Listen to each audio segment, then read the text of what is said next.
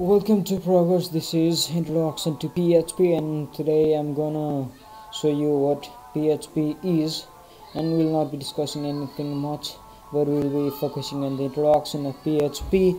Now let's begin. PHP is a hypertext preprocessor. That means you don't see PHP codes when you choose right click and then choose view page source. That is, it is server-side web scripting language.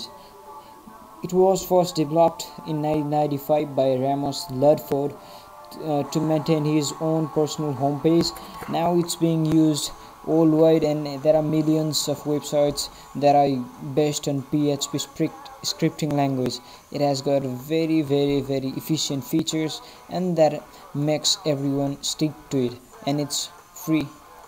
Now, server-side scripting language means you embed that PHP script within HTML, and then when you put your files in your web host, and when somebody uses your domain address and looks at your web page, then the output of the PHP will be converted or translated into similar type of HTML language, and the PHP code behind this will be always behind the scene. It will be parsed by server.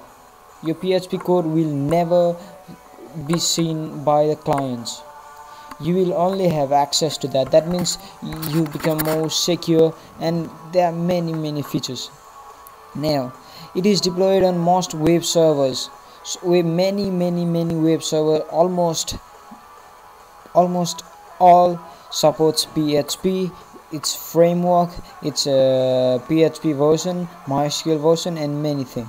And it is also supported in many platforms. It is used extensively in Linux. It is also used in Microsoft beside of ASP.NET and many other platforms, and it can be used with any relational database. You can use it with Oracle database, or you can use it free mysql database.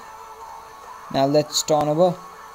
Now PHP and mysql, it's free, it's easy, it's global, so you choose PHP.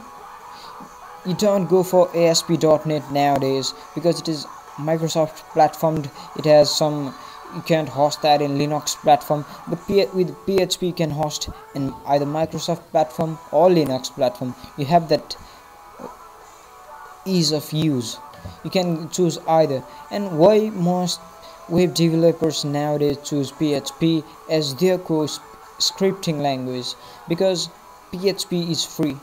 You don't have to pay for that to save your money.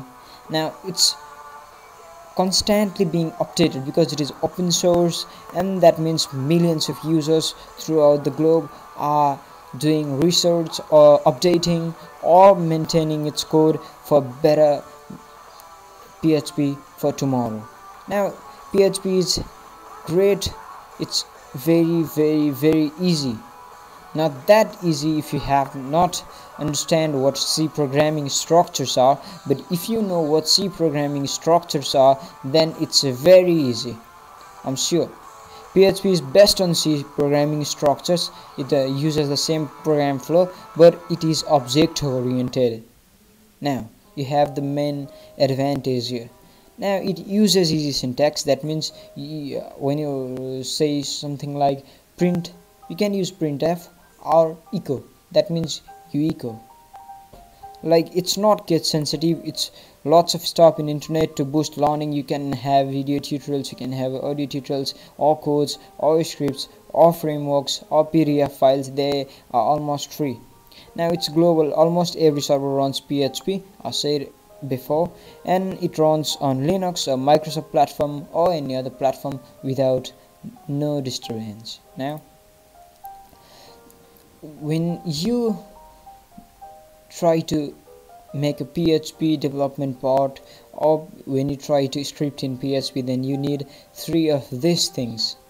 You need text editor. That's almost used everywhere in every languages because you have to code there.